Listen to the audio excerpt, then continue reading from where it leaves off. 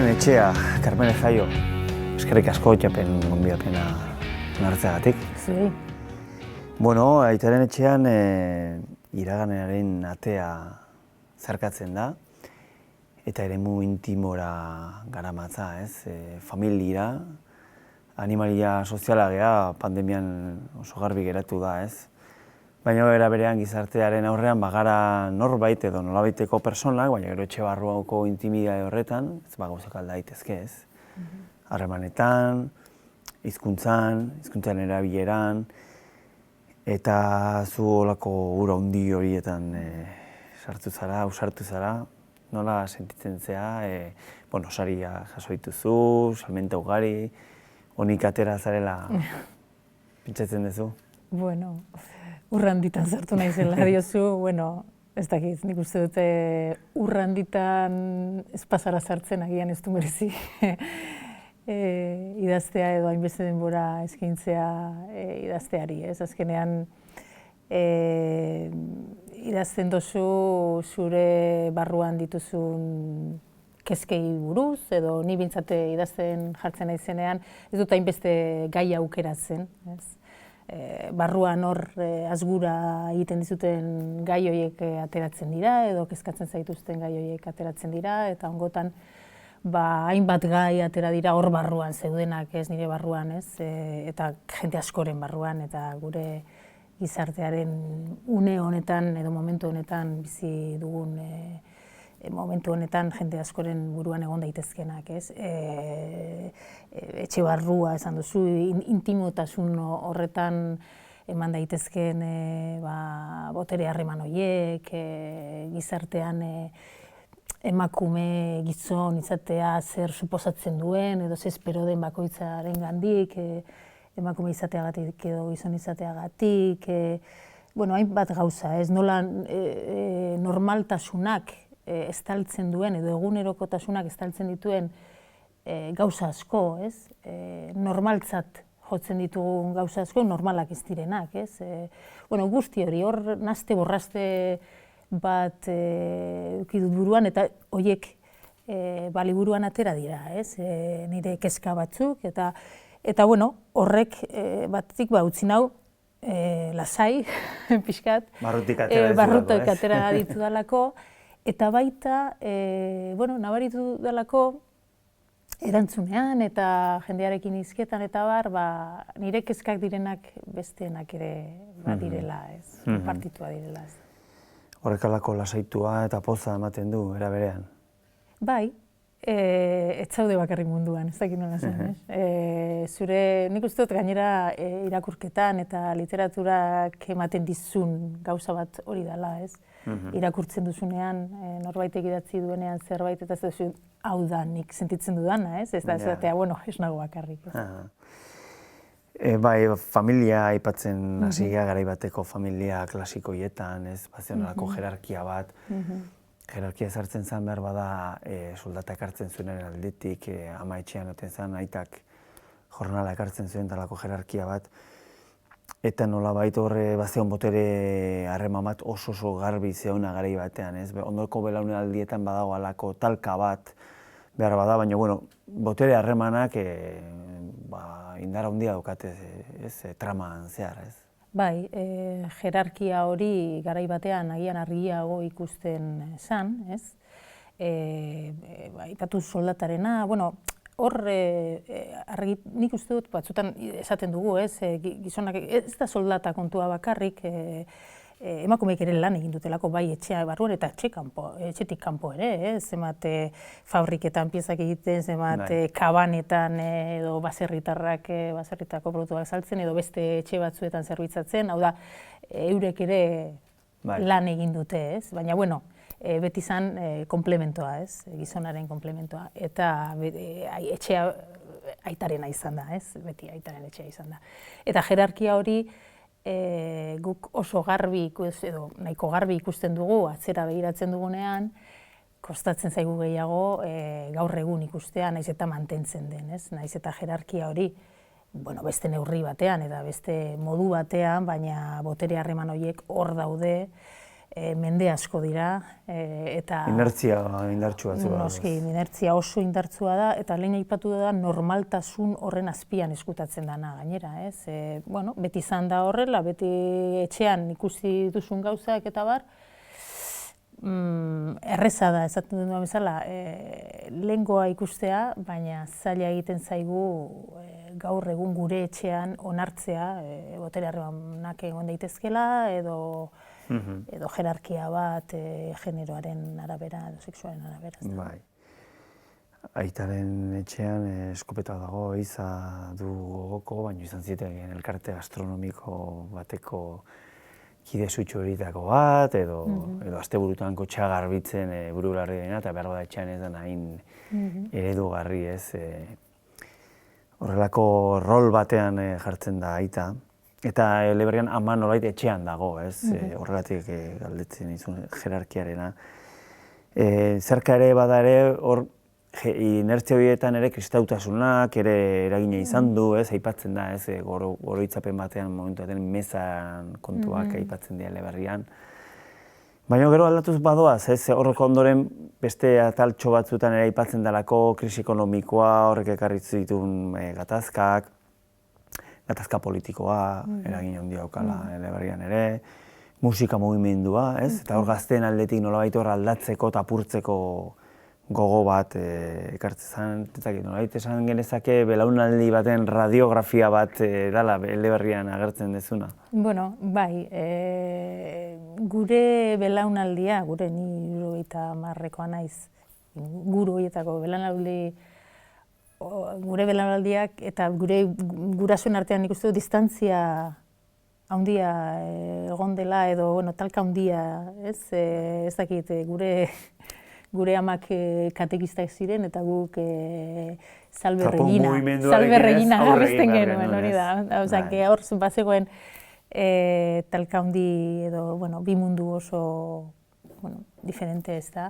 Eta hor, belaunaldi guztietan gertatzen den bezala, nik uste dut aurreko belaunaldiari aurre egiten dion belaunaldi bat izan da gurea, ez? Eta hainbat gauza, belaunaldi bakoitzak bere gauzak ditu, eta Eleberrian jasotzen dira gureak, gure belaunaldiak bizi izan dituen gauza batzuk, ez? Gatazka hor dago, noski, gatazka egon da hor, eta dago, eta gure bizitzaren parte bat izan da, batzuentzat batzuek lehen lerroan bizi izan dute, beste batzuk atzerago, baina eragina,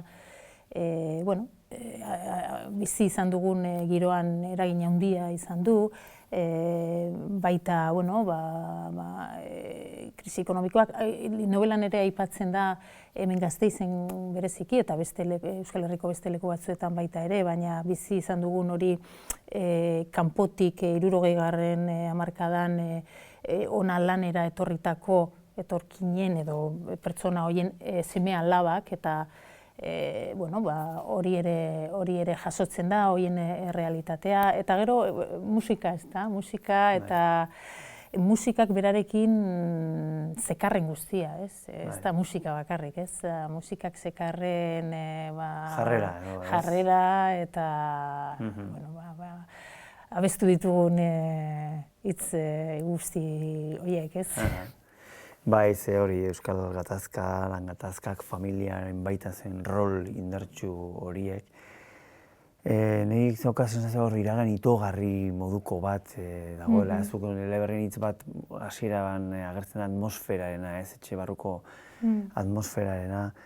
Eta batez ere nik uste horre oso zorrotz, ez perspektibarekin behar bada ikusita Euskal gatazkarekiko eta batez ere indarkeriaren erabiarekiko horre neko zorrotz agertzen da Eleberria, ez? Bai, zaiak eragin dut pixkat urruntzen, ez da? Zu hor murgilduta egon zara, ez da?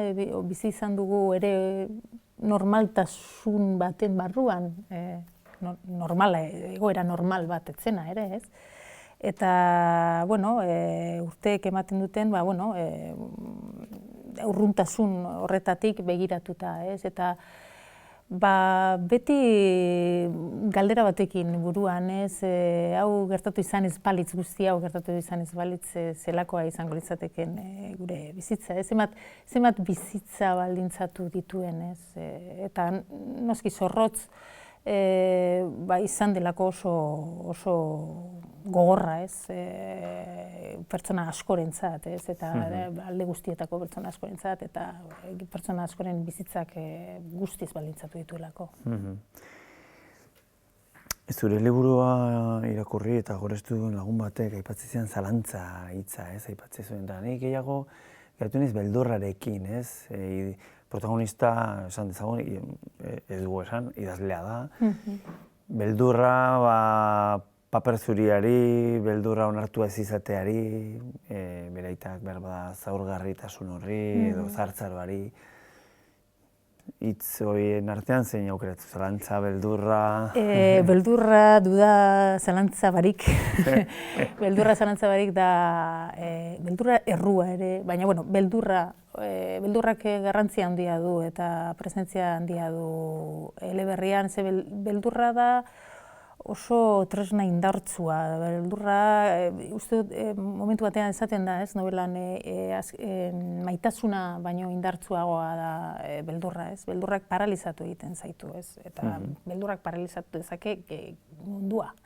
Begira nola gauden orain paralizatuta virus batengatik, Beraz, bai, hor dago beldurrak eragiten dituen jarrera batzuk, eta hor agertzen da. Eta zalantza, nik agian zalantza baino gehiago agian kontraesanak agertzen dira. Edo saiatu naiz behintzat hori azpimarratzen, pertsonen kontraesanak denok ditugulako. Kontraesan asko, eta ez garelako modu batekoak edo bestekoak, modu askotarikoak gara, eta hori azpimarratzen saiatu naiz baita ere. Hautsen erabilera ere oso bestelakoa da protagonista batetik bestera, Jaione, Ismael protagonistaren emazteak lehenengo personan idazten duzu, berari buruz hitziterakoan. Ismaeli buruz bigarren hautsean edo bigarren horretan. Eta hirugarren persona hori badiri dela aita, ez? Ez dakit, horren inguruan nondik nora antolatu zenuen berria? Pertsonai bakoitzari euren atalak eskaini nahi nizkion, banandutako atalak, horri garrantzia eman diot, ikusteko nondik begiratzen duzun, horren arabera mundua oso ezberdin ikusi dezakezula, Orduan, atal bakoitza nolabait alde batetik nahi nuen diferentzia bat egotea, ezberdintasun bat egotea, bizkate doinuan eta bar, eta horrek pertsona aldatzeak ematen zidan aukera hori.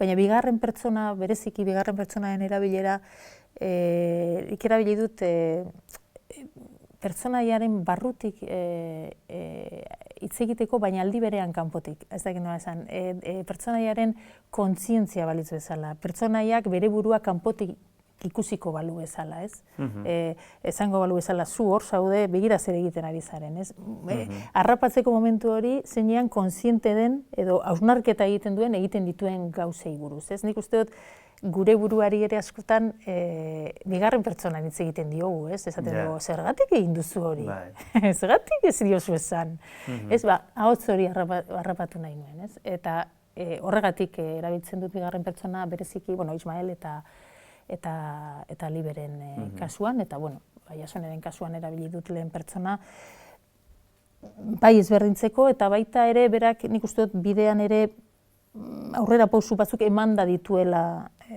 beste biekin konparatuta, eta hori ere nabarmentzeko. Irakurle klub eta taldetan antzeko galderak berbada ingo dizkizue, Peio Lizarralde elkarrizketatu genuen japen, eta estimatzen zuen izugarri irakurle klubetako esperientzia.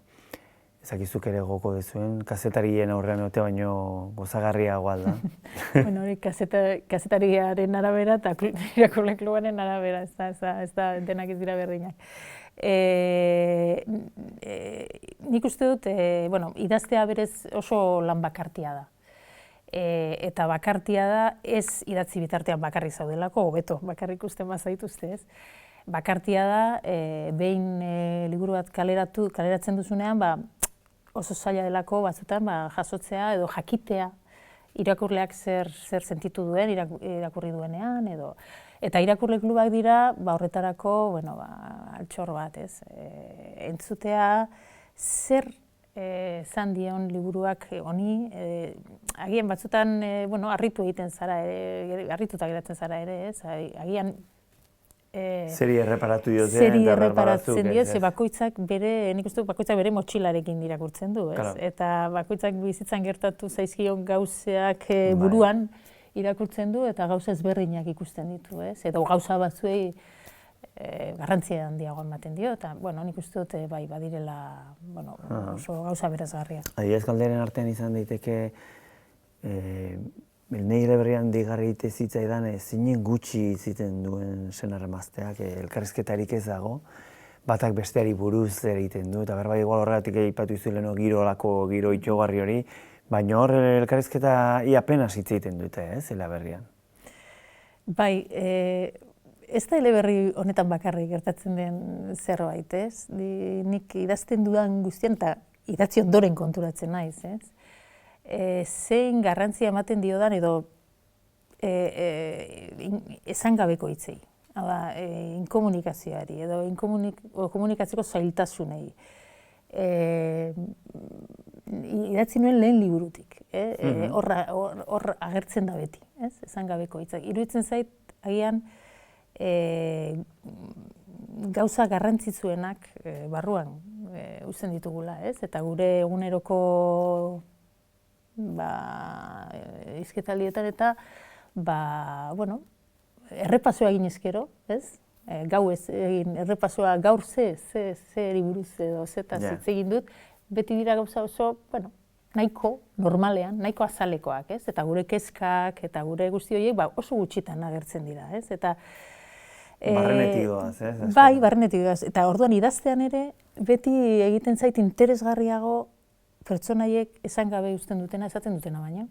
Bizitzan ere horrela iruditzen zaidalako gertatzen dela, ez da. Eta eraberean Eleberrian, hain justo, badago giro bat ikaragarri ezakit asko kostazitza izu, baina iruditzen gakoetakoa da elkarrizketa Jaione eta Liberen artean telefono dei bat arteko editorearen deia.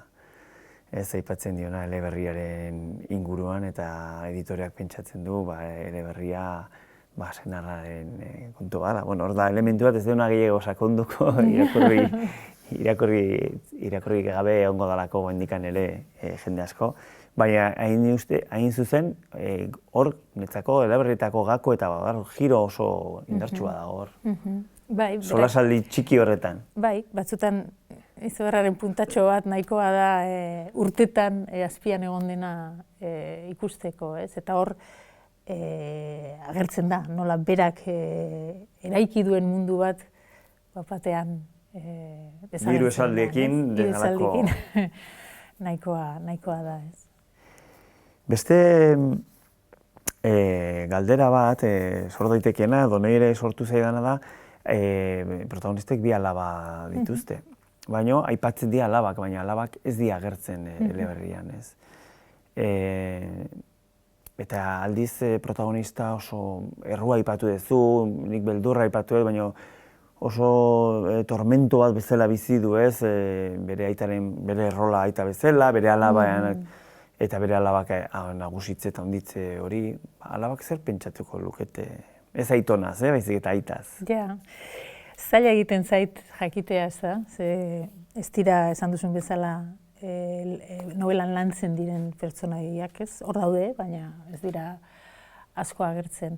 Agian, aita, alaba, harreman horretan deigarria egiten zait beraren, aitaren erreakzio hori, ez? Aitak duen bi hitz aipatu dituzu, beldurra eta errua, ez? Eta hain justu horren duen nasketa hori, ez?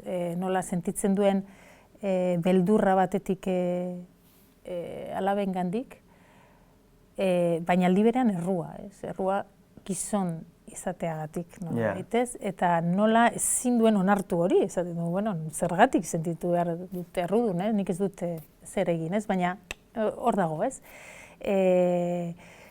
Hor sakondu nahi nuen, ez? Buruan kontradizio horretan, ez? Eta iruditzen zait gainera, hori gerora ere pentsatu dut, baina nik uste dut gizon askori edo batzuei ez dakit. Gertatu zaie alabak izan arte, ez dutela, gai hau,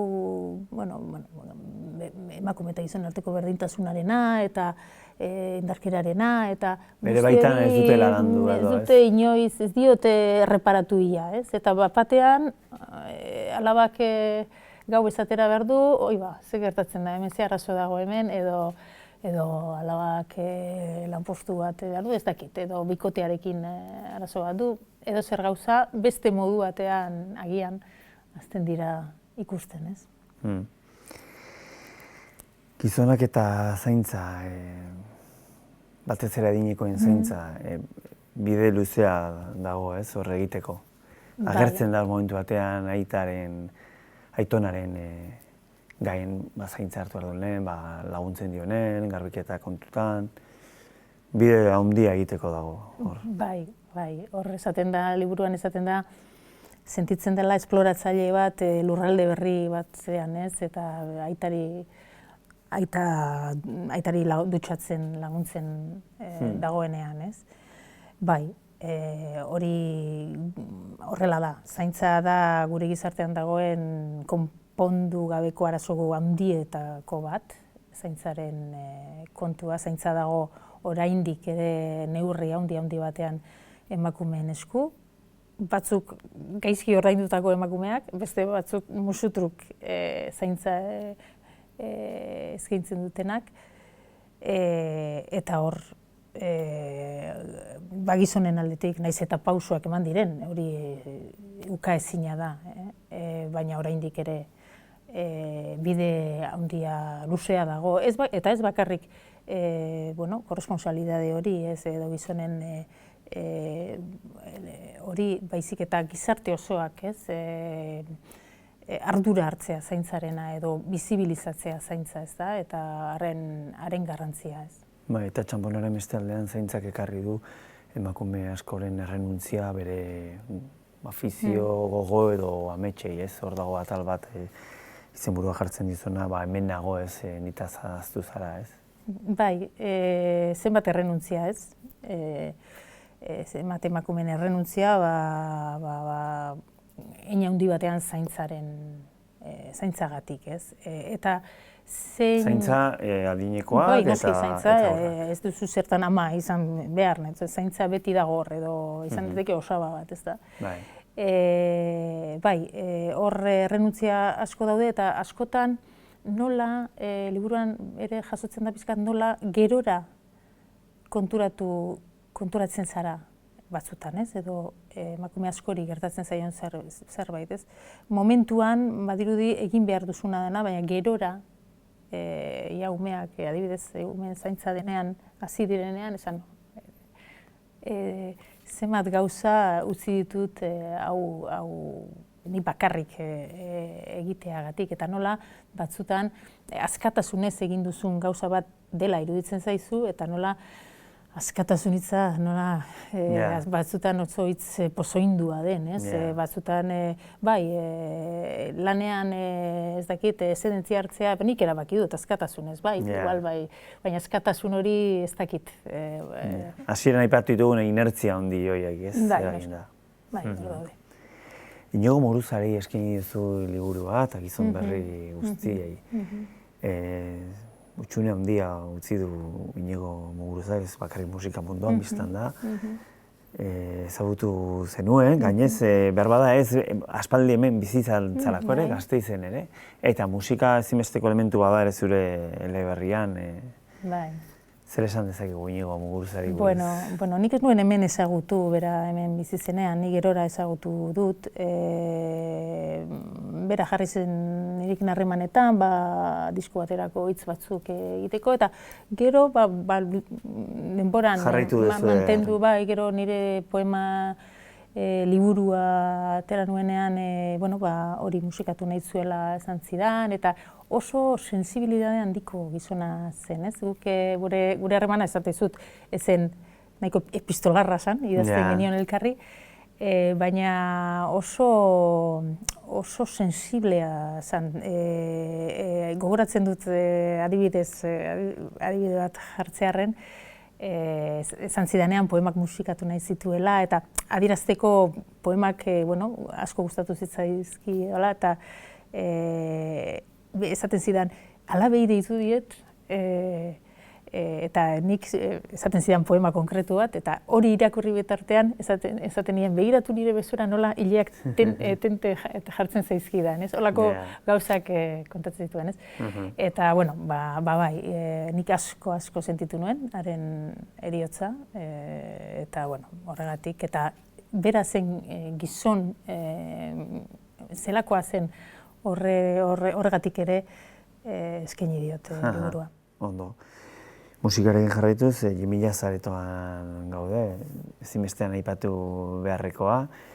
Hemen aterpe eskini dute, japekoei. Bereziki gogoratzen duzun emanaldi bat hemen, Jimmy Jazzen? Jo, asko izan dira, ez Jimmy Jazz bakarrik azkena zanean ere. Beitu, lehen ikusi dizut Kike Gonzalezen kamiseta eta Kike Gonzalezen kontzertua gogoratzen duz, gainera askotan ikusi dut, leku askotan, bai, zuzenean. Baina, hemen denetarik ez. Gogoratzen dut bereziki, ez dakiz zergatik, Yo La Tengo, Estatu Batuetako taldea ikusi nuen. Orduan ez nuen asko ezagutzen, zantziaten, etorri nintzen eta geratu nintzen liuratuta. Eta ordutik jarraitu ditut, ez? Eta, talde asko, ez dakit. Ondo da, eta Ezurragizko Jauregik zer dio eleberriari buruz Jauregi, alegia esan zagun editoreak? Ez dauka zer ikusirik liburuko Jauregirekin. Zer dio? Nik lan asko, niretzat editorea figura importantea da, oso importantea da. Nik adibidez liburua, pertsona askok idazten duenean erakusten diote lagun bati edo beste idazle bati edo nik normalean ez diot inori erakusten ez. Eta bukatuta daukadanean edo gutxi gora bera bukatuta Xabier Mendiguren bidaltzen diot. Eta hark berak esan arte, ze iruditzen zaion, pixkat egoten naiz, ez galduta, baina nik uste dut bukatzen duzunean liburu bat, ez dakizu zer egin duzun. Ez dakizu. Gero, denporarekin konturatzen zara edo urruntzen zara eta ikusten duzu, baina momentuan ez dakizu zer egin duzun. Orduan bere iritzia, bere ikuspuntua, niretzat oso importantea da. Norbaitek kanpotik ikustea zu hor oraindik barruan zaudenean, ez? Beraz, beti goraipatu nahi dut bere lana. Eta goraipatzen hasita, zure liburuak ibilbide oparoa osatu du, orkestu zenuenetik, Hamaika Akademia Sariare jaso zenuen. Bukatu beharra daukagu elkarrizketa, baina pandemiak bigarren olatua dakarren bezala, badirudi zure eleberriak halako bigarren olatua zautu duela, ez? Azkeneko astetan oraindik ere nabaritzen dugu saretan, eta ipamenetan zure eleberriaz hitz egiten duela. Bai, egia esan liburuek kaduzidade arina daukate, azkarrek nobedadeak, eta nabaritzen ari naiz liburua mantentzen ari dela nolabait, eta orain ere bai, ezagik bigarren olatu bat edo nola ditu, baina bai, liburu dendetan ere gomendatuta, batek besteari esan da, sareetan jarrita, bizirik dago oraindik. Ba hori oso gona da. Eskerrik asko eta ondo segi. Gaurkotasuneko gaiak poltsikoan. Aldizkaria ostiralero doan eskuko telefonoan eta tabletan. Deskargatu aplikazioa. Egin txap. Irakurri, ukitu, ikusi, entzun.